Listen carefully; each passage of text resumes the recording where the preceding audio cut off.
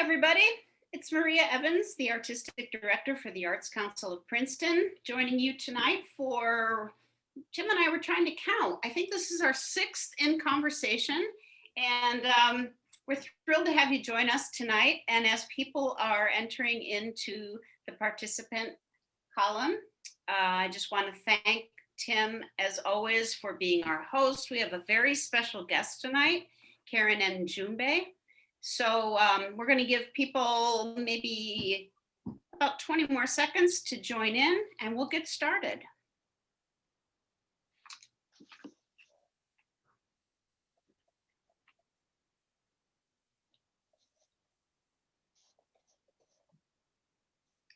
Okay, so Tim Andrews is our host for In Conversation, and Tim is a former board member for the Arts Council of Princeton, a former board president, actually.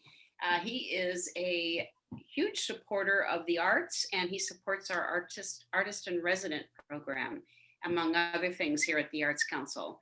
And Kayren Mjumbe is, she is the CEO, Senior Curator, and founder of Museums in Motion. That was founded in 2016, and it is currently being shown in our gallery. So tonight our program is a little bit unique because Kayren is, she'll be speaking live from the gallery, and she's going to take us on a journey around the exhibits that she has set up. So Museums in Motion is the organization, and it's a traveling African-American three-dimensional history museum. And it is an engaging and prolific museum that's based on exhibits of legendary and unknown African-Americans. Kayren books all sorts of programs, which we'll talk about a little bit later. And when she's not working, which is usually always, she likes to spend time planning trips, which she probably hasn't been doing much of lately. And she is also married to Lakata Mjumbe, has been for 12 years. They have 3 children, and she comes from Alabama, from Birmingham, Alabama. So we have that little connection there, Kayren. I love that, because I used to live in Tuscaloosa when I went to graduate school. So I'm actually going to get out of here and turn it over to who everyone came to see. So take it away, Tim, and enjoy the program. Great, thank you very much, Maria. So Kayren, welcome. Thank you. Thank you for having me.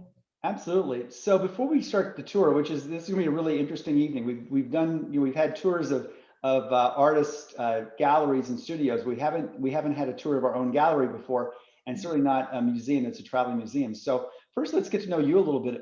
I know you grew up in Alabama. Tell us about growing up in Alabama and what happened after you exited Alabama. I enjoyed growing up in Alabama. Actually, as you know, it is the heart of the civil rights movement. My parents, most of my family is still there. I moved to Princeton 10 years ago with my family. My husband actually was a student at Princeton Seminary.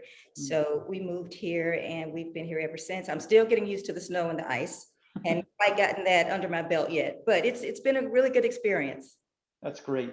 And so what was it like growing up in Alabama? What was that like, the history, so much history there in civil rights and activism? What was that really like growing up there? Well, there was always something new to learn, but I wouldn't necessarily say that it was always presented, which is one reason that I was interested in starting this museum, because schools, the academics always don't cover the things that we necessarily need to know. It covers Dr. King, who was phenomenal. I don't want to take anything from him, but I've seen growing up, living in Alabama, living in the North, that many people aren't represented. So that's one reason that I'm excited about presenting the museum tonight and why I started it. That's really awesome. So tell us how this, idea came to, be. What got you going on this, and how did you get started? Well, I was a teacher actually at a school here several years ago, and there were programs for the children that they could actually select from. They could select the class on their own every Friday, and every teacher was required to teach an elective. So after being there for a while, I said, there's nothing for students of color, or should I say, Mm. there's nothing unique. So I decided I wanted to start a group called the Pioneers, which focused on the history of African Americans and culture. The very first Black History or African American History Month that came around, I said, you know what, wouldn't it be fun if we presented some type of museum in the gallery at this particular school? So we presented a museum, and it just turned out absolutely wonderful. The children enjoyed it, the faculty enjoyed it. Year after year, we did it again, and it blossomed from there. That is great. And where did you get the items for the first rendition of the museum? Mostly the very first one at that school, Mhm. mostly from my closet.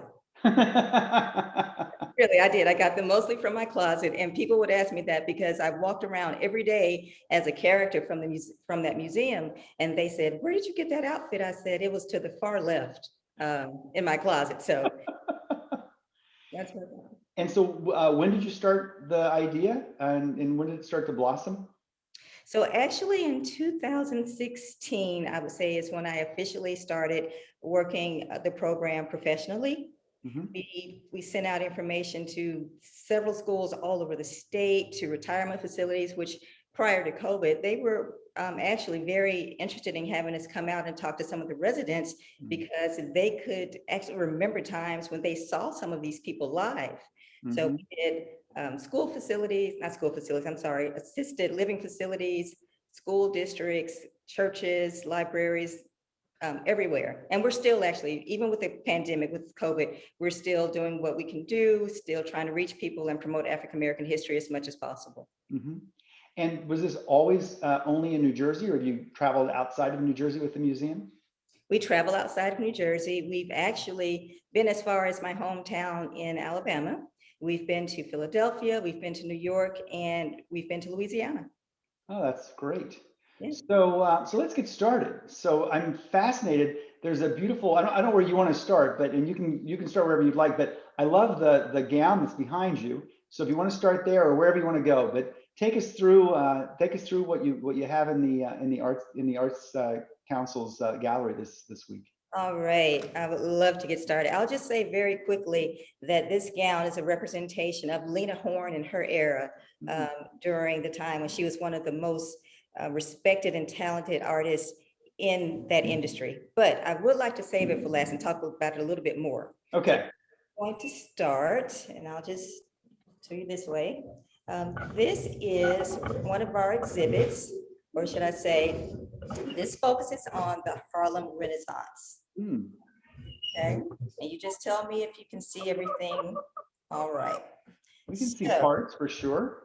okay, so I will just focus that way. So the Harlem Renaissance was an era where African Americans migrated to Harlem in the 20s and 30s. They migrated from the South, especially because of Jim Crow. Mm. Let me just come this way. There we Yeah. go. Migrated to the north because of Jim Crow and other reasons. And it was just very important that they escape things that were going on around the country at that time. African Americans were being lynched, murdered, kidnapped, all types of terrible things. So Harlem introduced a new life, a new type, a new life, a new way for African Americans. It was politics, art, dance, and music, everything that you may want to know, may want to live and experience was in Harlem. Mhm. This representation shows particularly the fashion that was so important during that time period. And what period was that, generally speaking? The 20s and the 30s. The Okay. 20s and 30s is when it flourished. If I can just bring you up a little bit closer, I don't know if you can see this photograph of some young ladies standing in front of a church. It's St. Philip's Church in Harlem. One popular accessory were the hats. Mhm. So you had to have a hat. If you were going out anywhere, you needed to have your hat in order to complement your outfit. And I'll just lift up the picture right here so maybe you can see it a little bit better. Great. Yeah, that's great. Can you see that? Mm-hmm. Okay. So these 6 young women were standing outside for a photograph after church on one Sunday morning. And it was just a beautiful time. It was a beautiful era. And the nightlife was nothing short of it. Women wore extravagant ball gowns, diamonds and rhinestones were placed around the ball gowns, boas, long stem gloves, glittery shoes. It was just all part of that Harlem nightlife. Mm-hmm. Great, beautiful. And during that period, it was a much safer place to be than other parts of the country, obviously. And why New York? Why New York? Was it because it was just more welcoming? Well, people migrated to New York because it offered, for one thing, it offered Mhm. jobs. After the Civil War, there was a need for labor, and Mhm. African Americans migrated because not only could you grow intellectually, not only could you find work, but there was a transition where African Americans, we really helped each other. Mhm. There was opportunity all over the place. And one thing that I would like to say is the writing, the literature was one aspect that also grew the African American community or drew us together. Literature, political activism, the Mhm. culture itself, it just all grew together, and African Americans were able to come together and flourish in their own light.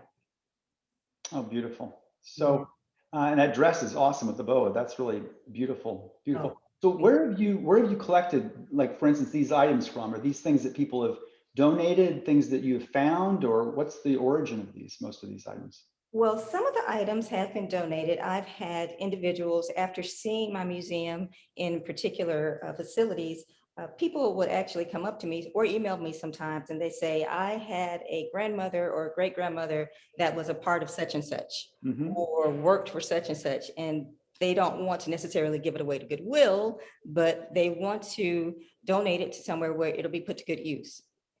So I Mm-hmm. have had a couple of pieces donated, and I've had a couple of pieces actually made by one or two seamstresses that I know. I think they do a wonderful job. But fortunately, I've had the opportunity to have some actual authentic items donated to my museum.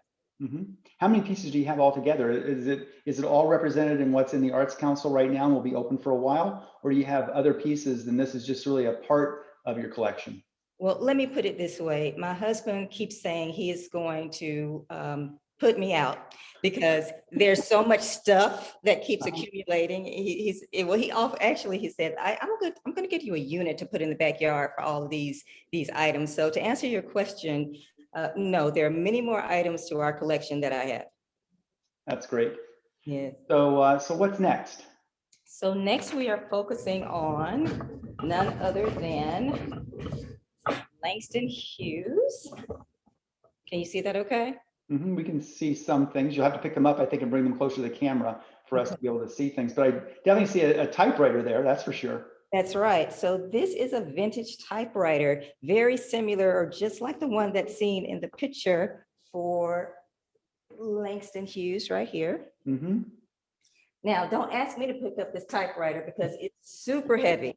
It's super heavy. I've had to get help with this typewriter everywhere I go. But James Mercer Langston Hughes was one of the most significant and prolific writers of the Harlem Renaissance. And most people think of him only when thinking of the Renaissance, but he was actually friends with Zora Neale Hurston, Claude McKay, Gwendolyn Brooks. They had a relationship, a friendship. Now, he was born in Joplin, Missouri, but he transitioned to Harlem when he was a very young man. And a lot of people don't know that he wrote 11 plays, actually. He wasn't just a poet, he wrote plays, he was an activist, and he loved the Harlem nightlife. A lot of his plays and poems were inspired by nightlife. One of my favorite poems that he produced is called The Negro Speaks a River. I'm not sure if you're familiar with that one, but along with Mother to Son, I Too, these are other projects of his. A Negro Speaks a River is about the African-American experience in their transition over time from ancient civilization to slavery and all the rivers that they've seen and experienced during the course of time. So We have his photograph right here. Mhm. You can see that. Mhm. And he lived until, I think, 1967, if I'm not mistaken, in Harlem, and they preserved the brownstone that he actually lived in. So when you're in Harlem, you can go by and see where Langston Hughes actually resided. Mhm. Great, thank you. You're welcome. So we're going to transition and move to this young man, and one of my favorites. And before I forget, on February 20th, Mr. Sidney Poitier will be 90 years old. Wow, one of a incredible actor in Absolutely. American acting. Absolutely. So there is Sidney Poitier, and he is just absolutely one of the most elegant, eloquent actors of his time, our time. Many people, let's turn it this way so you can see his picture right there. He Mhm. is acting in this play. I don't know if do you recognize this offhand, which play he was in? I should recognize that because it looks very familiar, but I can't place the name. I can't quite place. Raisin in the Sun. Oh, yeah, of course. A Raisin in the Sun. So Sidney Poitier was, as we know, he was nominated and he won the first African-American male for Best Actor in a Leading Role, Lilies of the Field in 1964. Mm. He was born in Miami, but he moved back to the Bahamas. His parents were from the Bahamas. And Mhm. they moved back to the Bahamas when he was very young. Sidney wanted to be an actor. So he moved to Harlem, he moved to New York and auditioned for the American Negro Theater. And they actually turned him away. They said, we can't, they turned him away. They said, we can't understand a thing you're saying. He had such a thick accent at the time. They turned him away right away. So he got a job washing dishes. And after 6 months, he practiced and practiced. He went back, auditioned again. They hired him, and the rest is history. And is the jacket from a movie, or where's the jacket from? The tuxedo is a representation of when he was actually nominated and won the Academy Award for Lilies of the Field. Yeah. He did many. He also, I don't know if many people know this, but there's a little movie, one of my favorite movies that I love to watch with my husband called Stir Crazy. I don't know if you've ever heard Stir Crazy with I Gene sure Wilder. have. So he directed that. Okay. Actually directed that. So he was behind the scenes for quite some time. And over here, guess who's coming to Dinner. now? I have to tell you, there are many movies that capture the heart, but I think Sidney Poitier in this movie was dynamic, and the speech that's given at the end between Poitier and I can't remember the leading actress, but a speech about there were a couple, of course, an interracial couple in the 60s that wanted to be married, and it's all about unity and coming together in a world that is unaccepting of Black and white marriages at the time. So that is why we have the teapot. I don't want to break this because it's Oh. very, so we have this teapot representing, guess who's coming to dinner? And the cloth, I didn't touch base on the cloth, but there are a few cloths that are actually accented along in the museum. And they're all actually authentic pieces that I purchased when I went to Ghana Oh. several years ago. So So how have you selected who to highlight? So as you're gathering and interested in different individuals, how have you selected who you're highlighting in the museum? I tell you, it was very difficult to try to select who are the best of the arts. I love Sidney Poitier, so he was a no-brainer, but I was just thinking, who are individuals that I know when I visit schools, when I visit certain businesses that people really don't know much about. People know Denzel right off the bat, and people know who else? Will Smith, but they don't know a lot about Langston. They don't know a lot about Lena. So I think it's important to try to articulate things about these individuals who paved the way for us. Yeah, because I mean, this is 60, 70, 80 years ago. People Absolutely. were so important in setting the stage for others to follow. Absolutely. As a matter of fact, as I said, the first African-American male to be nominated to win Academy Award. And I know it doesn't get much better than that. That's astounding. It's really Yeah. great. So, So what's next up? so next up, we have these young ladies known as the Supremes. Oh, Now, I would like to offer condolences because just on yesterday, yeah. Nancy Wilson, if you haven't heard, Nancy Mhm. Wilson, which is right here, passed away Mhm. at age 73, if I'm not mistaken, 72, 73. She was one of the original Supremes, Mhm. and we just offer our condolences to her family. Mm. But the Supremes were originally a girl group. They got together when they were 14 or 15 years old. So they were in a housing project in Detroit. They were friends. They were actually 4 members at first, and the 4th member dropped out because she wanted to be a wife and a mother. I don't know how she felt about that later, but that's another story. So anyway, Probably some regrets there is my guess. maybe just a few, maybe just a few. But they were actually, and I love this album, if you can see, they were actually, can you see them?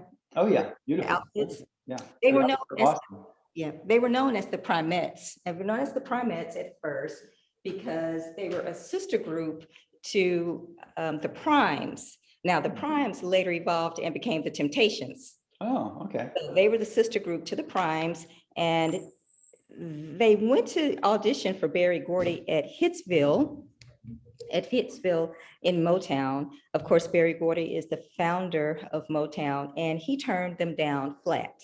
Hmm. He said they were too young, they were too inexperienced, and they should come back at another date several years later. Without a doubt, they were just destined. They said, we're not giving up. You know, he doesn't know how good we are. We know how good we are, but he doesn't know. So they went back time and time and time again, and eventually he gave them an opportunity. Fast forward from 1961 to 1963, they did not do very well. They had no hits, and they became as the no-hit Supremes of Hitsville. Oh. Actually, real story, the no-hit Supremes of Hitsville. But in 1964, they had their first #1 hit. And if I'm not mistaken, Where Did Our Love Go? Mhm. Where Did Our Love Go? Mhm. So from 1964, they just blossomed. They were on the Ed Sullivan Show a number of times. They were on Tougaloo, all these shows that I really don't remember, but I've seen clips of. Mhm. So rivaled the Beatles. They were one of the most, they were the most outstanding group of the 60s. No girl group could rival them. Mhm. So, yeah, and we have an actually authentic album of Motown sound. And it's actually one of the Supremes hits is on here. Where Did Our Love Go? There we go. Oh, So it's actually, I love them. I love them. I wish there was a time that I could have seen them. But the pictures, all the dresses that I've ever seen, they were always dressed impeccably, including their shoes, their jewelry. They were always uniform, and they were one of the first African-American groups to cross over into white stardom, into white culture. So between them and the Jackson 5, they were one of the first groups to actually do that. Interesting. That must have been so as you are doing research on all these different individuals, have you met any of their families, or have you met any of the people that knew them well to sort of learn some of those stories, or you're sort of, what's the source of the stories and history mostly? Well, I've met a few people. Unfortunately, I haven't met anyone related or anyone that has worked with the Supremes or Sidney Poitier, but I have met one individual whose grandmother worked for Madam C.J. Walker. She was the first African-American self-made millionaire in the United States. And this individual is from New Jersey. And she told me a lot of stories about her grandmother working in one of the beauty salons that Madam Walker opened, and she donated some items to Museums in Motion. Oh, great. That's great. And are you still accepting items if people have things that are that are watching tonight? Do you still accept items that have some historical significance, and connectivity? Is that a real question? Yeah, yes, always. Okay. If anyone wants to send donations, we're going to talk about where they want to send them to at the end of the program. So absolutely. Great. You don't turn it down. Okay. And so what's next as we go around the Arts Council's main gallery? Well, right here, we have this gentleman named Paul Robeson. Oh, very important in the Arts Council's life. Absolutely. Now, I don't know if anyone is not familiar with Paul Robeson, but he was born right here in Princeton, New Jersey, Just down the street. Just down the street. just down the street. And we have a photograph of the church that his father pastored, Witherspoon Street Presbyterian Church, which is also my church, which is also the church that my husband is the current pastor of. Oh, I oh, hope he's watching. You better be watching. that's great. Okay. So anyway, as we know, Paul Robeson was just a talented singer, actor, activist who was born in New Jersey. He was skilled in so many areas. Went to college, went to Rutgers, graduated, went to Columbia Law School and obtained his law degree, but decided not to practice law because white clients did not want him to represent them. Mm.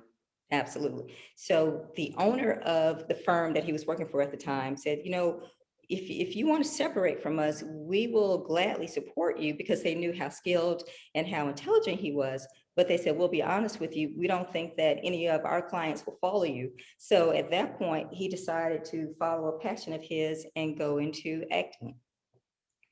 But he was very, very talented. He did several movies. Old Man River Mhm. was one, and beautiful baritone voice. If you've never Oh, heard his voice his before. voice is so incredible. Voice, dancing. I mean, he was really an incredibly multi-talented individual. He recorded 276 songs, Hmm. actually, along the course of his profession, 276 songs. And he also was the only African-American, if I'm not mistaken, that recorded a series of Negro spirituals. Mhm. But he was one man that also was a part of the Harlem Renaissance, as was a few of these individuals in the exhibit. Mhm. Well, of course, for those who don't know, the Paul Robeson building is where the Arts Council is housed. So, Mhm. so a lot of connectivity with the neighborhood and with the very important, connection to the Arts Council as well. Absolutely, absolutely. He lost his passport. The United States revoked his passport when he went out of the country. They thought that he was speaking against the United States, and he actually had a difficult time during some periods because he was an activist, and he did stand up with others during civil rights. So he was very passionate about his work, his music, activism, and approaching the African American experience. Mm-hmm, mm-hmm. Someone just asked a question I want to answer now. When I was 15, I worked as a dresser at a summer theater in upstate New York in 1964. The Supremes, almost at the height of their fame, were touring and appeared there for 2 nights. You mentioned the dresses, the shoes, the jewelry, but I didn't hear you mention the wigs. They had over 80 wigs among them, and I had to carry them off their bus and bring them back again when they left. It took hours. Oh my So goodness. that's from Janet Stern, who was on the board of the Arts Council a few years ago with me as well. So anything you want to say if we sort of rewind slightly about the wigs? Well, I do know from information from everything that I've seen online and books that their wigs probably did change as often as their outfits. That's probably true. And it was one thing that allowed them to showcase the glamour and the overall, the dynamic of the Supremes. One thing that Mhm, stood out about them. mhm. Well, she says over 80 wigs among them for the 2 nights that they were performing there. That's So that's a pretty amazing. incredible number. Yeah, Yeah, that's a lot of wigs. that's a lot of wigs. So back to Paul Robeson. What else do you have there about him? Well, he was a debater. Along with him being a wonderful singer, he won numerous awards for his debating skills Hmm. when he was at Rutgers. Now, he was also a football player. He was on the football team. And a lot of the team members did not want to play with him because he was African American. Hmm. And they would strategically find ways, and I guess you don't have to find it too difficult, but on the football field when they would practice, they would find ways to try to injure him.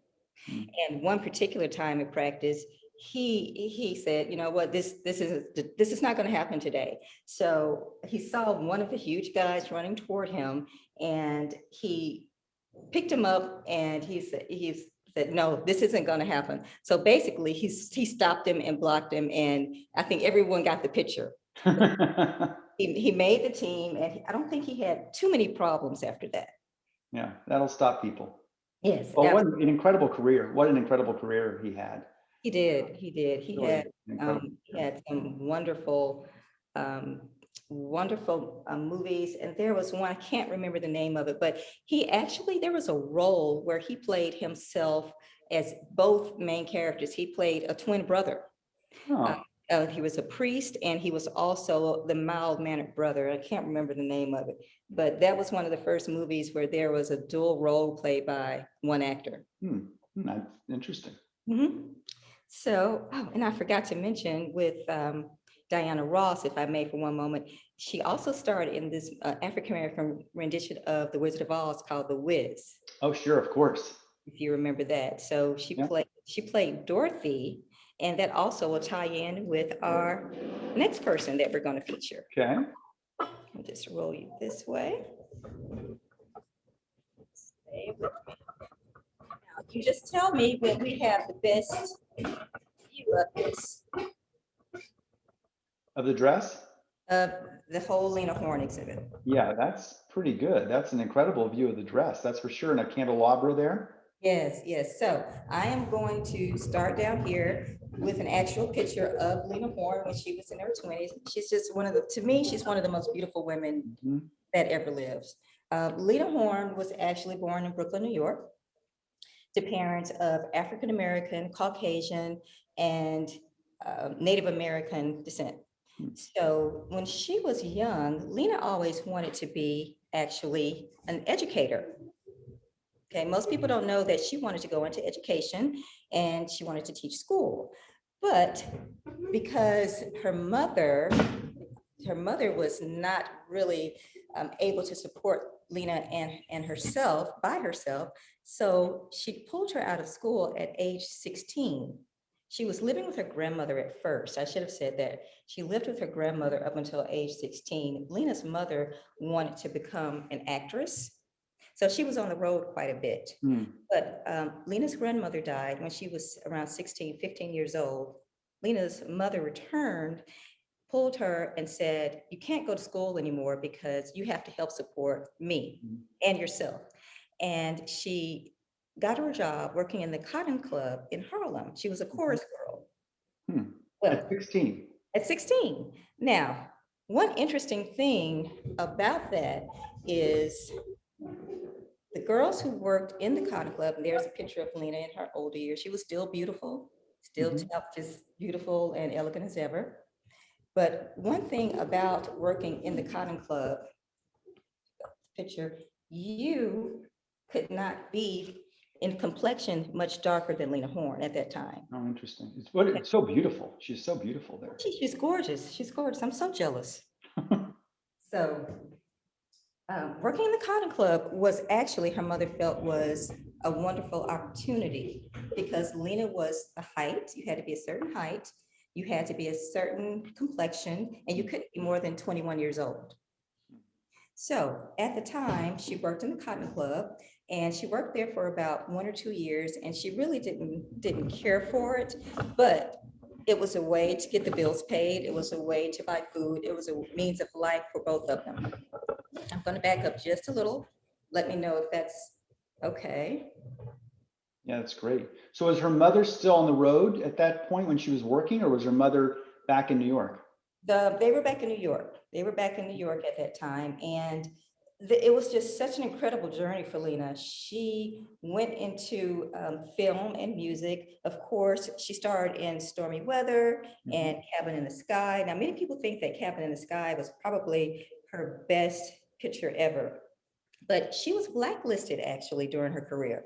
She was blacklisted after she returned from Europe. She lived in Europe for a while.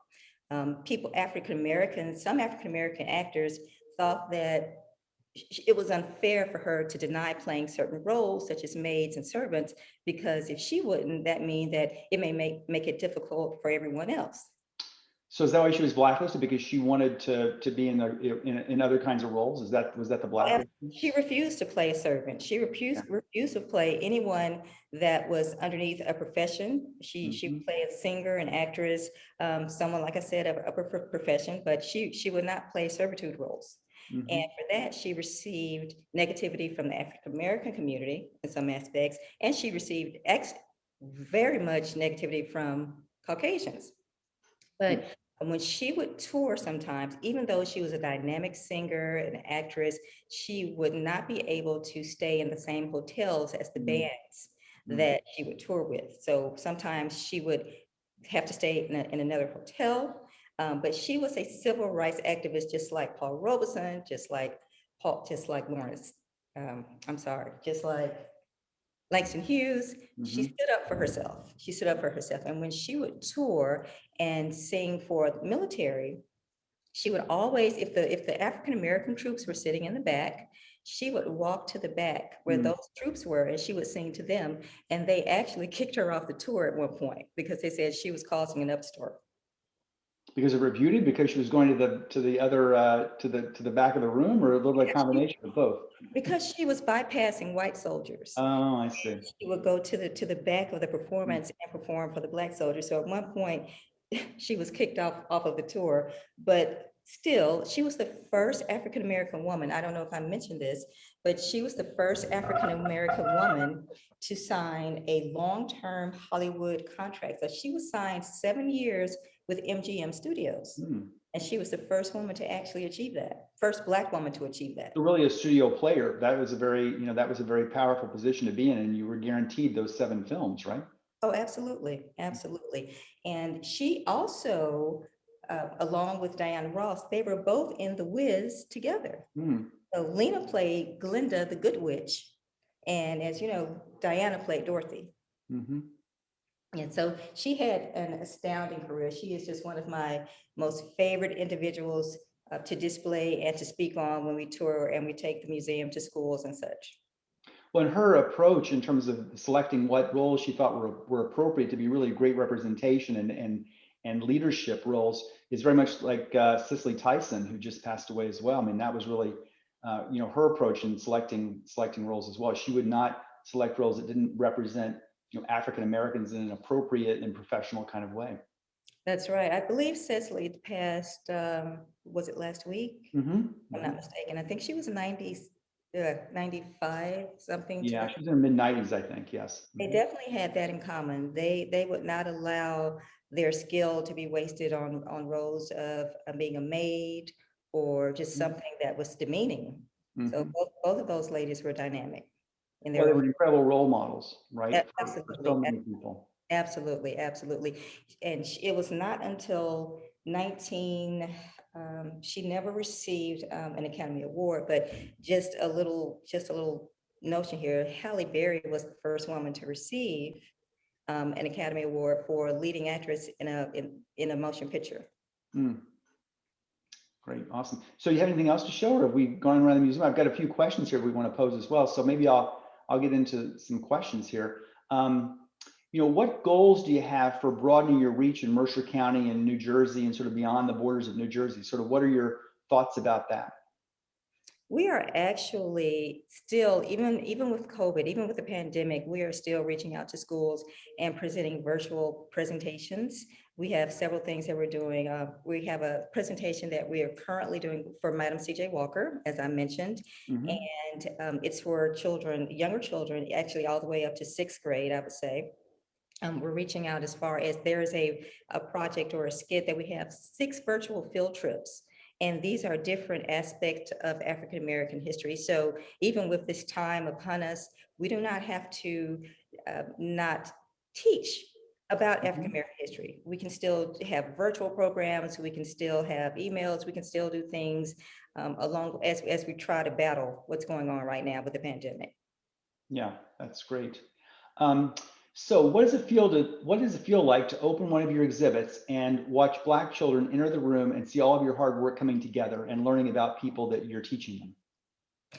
Well, I would say in response that it's more so about seeing children, period, learn about it. I Mhm. see Black children, Asian children, white children, And they know who Rosa is, they know Mhm. who Martin is, they know who Barack is, but they don't know any of the other individuals. They know nothing about the first woman astronaut, Black astronaut. They know nothing about the Tuskegee Airmen or some of the individuals who were the first inventors. So when I see just children, period, being open to things, it makes me want to work that much harder. Mm. It makes me want to have more programs, be more open to um, expanding beyond New Jersey, expanding to other places, because it really is enlightening. It really is enlightening and wonderful to have someone say, thank you for teaching me. I never knew this. And that's from 6 years old to 56 years old.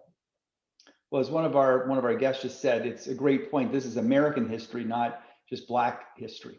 And I think that's Absolutely. an incredibly important point.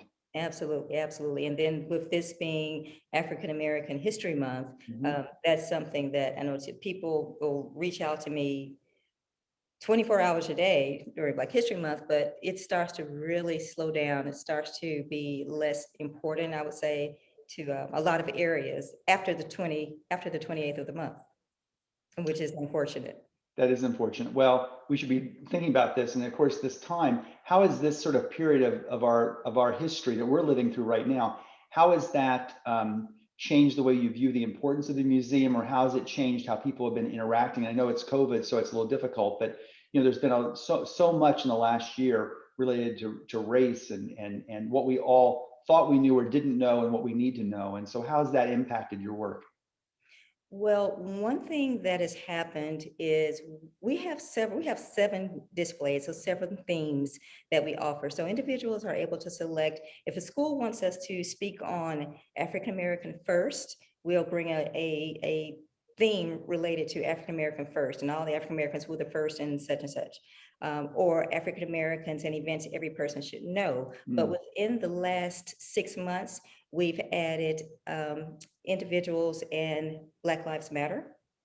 Mhm. And that's something that I feel it's very political, but I think it's very necessary because we need to show the importance of Black lives and what is being done in order to prevent some of these things from happening. Mhm. What has happened? What can you do? What organizations can you join? So that's one way that we're trying to grow and trying to reach people by adding more exhibits and more things that people can learn from. Mhm. And how can people help? We've got a few people have said, what can we do to help? So what kind of help can we provide? Okay, well, they can come tonight and help me take all the stuff home. Well, how Oh, long is the show open? How long is the show open? And maybe Maria wants to come back in a minute too. So how long is the show going to be in the gallery? so the last day is March 6th, if I'm not mistaken. It will be open. I'm not sure of the exact galleries, I'm sorry, the exact hours that the gallery is open. So they will have to go to the website and look for that. But it'll be open for at least 3 more weeks. Oh, that's awesome. So besides coming to the gallery, how else can people help? Are you looking for donations? Which I'm sure you are. Everyone always is. But what's the easiest way to help for those that are interested in helping? Right now, I would say if they're interested in making donations of things that they have that could be included, we love to accept donations of things, especially odd, interesting, unique things that Mhm. aren't seen every day. Literary works, if people have literary works, if they've gone to plays or events 30, 40 years ago that are actually vintage items, we love to accept those. And Mhm. just email us and let us know about some of your stories. We like to feature stories and give actual real testimonials and information from people that have experienced life from decades and decades and decades ago to share with our audience. Great. And what's the email address? And Maria, you want to join us again? And what's your email address? Our email address is museums, plural, in motion @gmail.com. So you Mhm. have to make sure to put the S behind museums. Okay.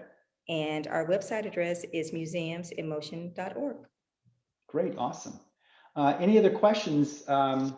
Certainly, people can still type them in here if you want in the chat window. Someone said, thank you so much for the beautiful and informative presentation. And I think that really sums it up really well. What a great tour of the gallery. And we're, of course, urging people to come to visit. And Maria can tell us more about the hours and what the social distancing protocols are in place so people can feel comfortable.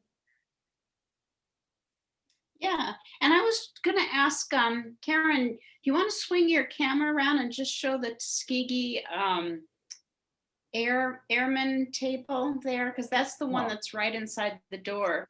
Oh, great. And it's got these great pants. She's got, the table shares the Jackson 5 and Tuskegee Airmen, and these super pants on the end that are with Michael Jackson there. So So yeah, that's a really cool jacket. Yeah, that's a Have to totally see cool that jacket. in person.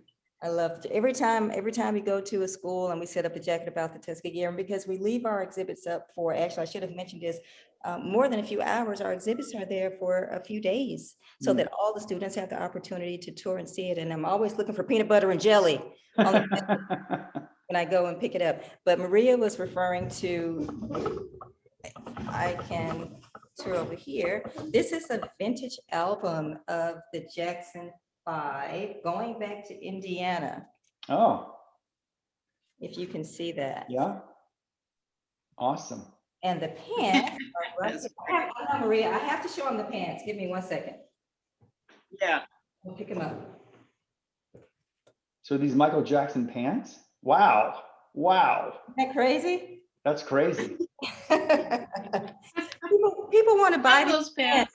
People want to buy these pants all the time. I'm wearing them to Walmart on Saturday. You can't have the pants. So, yeah, so this is actually just a table that speaks to the different aspects, some of the other areas that we cover, artists and entertainment. Of course, there are also legends of entertainment, the Tuskegee Airmen. And this is one of the this actually belongs to our Bessie Coleman display. Bessie Coleman was the first African-American woman who earned a pilot's license. So we actually placed this with her display, but since it actually speaks to the Tuskegee Airmen, we put it right there. But we are very, very interested in having people reach out to us at any time to make book exhibits, to make donations. If you have items that you'd like to donate, just reach out to us. Once again, we are museumsinmotion.org, and we would love to hear from you. That's great. And I was gonna add, Karen and Tim, that you can really help out Museums in Motion and Karen by simply booking them too for their services that they offer. So as you can see, Karen gives a fascinating tour of history and facts, and so that's a great way to help as well. Well, Thank you so much. That was really enjoyable. Yes, thank you. Thank you so much, Karen. That was really great. Thank you. Thank you. Thank you for being a wonderful host. You made it a lot easier. Great. Well, you did a great job. Thank you. And like Karen said, the exhibit is through March 6th, and it is open every day of the week except Mondays, but we're open. So if you want to stop by and see it, you can. We're often open during the evenings because we hold classes, and we're open from 11 to 4 on Saturday. So be sure to check that out before it leaves.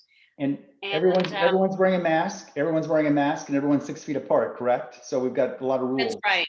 That's right. We do have social distancing in the gallery. We don't let more than 6 people in at one time, and you must wear a mask to be in the building. That's correct. Oh, Maria. Go ahead. Sorry. I also wanted to add that as of September 1st, we are making actual bookings to bring the museums again to the school districts. So if you're interested in reaching out to book, and if you feel as though you're not quite ready, you're not sure, if you book something, we totally understand that we're in a pandemic. So if you feel at a later point, oh, we want to reschedule, we're not really quite sure, that's fine. But if you're interested in getting us on your calendar, please call me. We'd love to speak with you about coming to your school.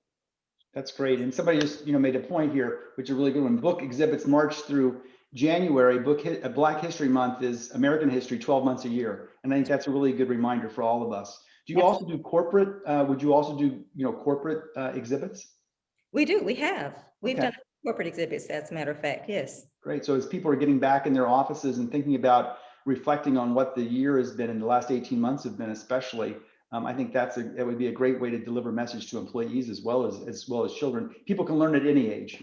at any age. And our exhibits, this is just one size. Our exhibits range from single tables up to full facilities. So don't let the size scare you. Okay, great. Awesome. Well, thank you again, Kayren. That has been really a wonderful, wonderful hour together. Thank you. Thank I you. so wanted I wanted to mention our next artist in conversation will be Robin Resch, who's our current artist in resident on March 9th with Tim. And also coming up on March 16th, we have the Art of the Cup. We're partnering with Small World Coffee, and you can purchase tickets. And if you purchase a cup that's thrown by our one and only Adam Welch, and a pound of coffee, and you can tune in to the art of making the perfect cup of coffee. Oh, so it's gonna be a lesson about coffee? Is that what it's gonna be? Yeah, yeah, and that's March 16th. So thank you everybody for coming, and thank you, Tim. Thank you, Kayren. That was really interesting. Absolutely. So, good night, everybody. Thanks for the invitation.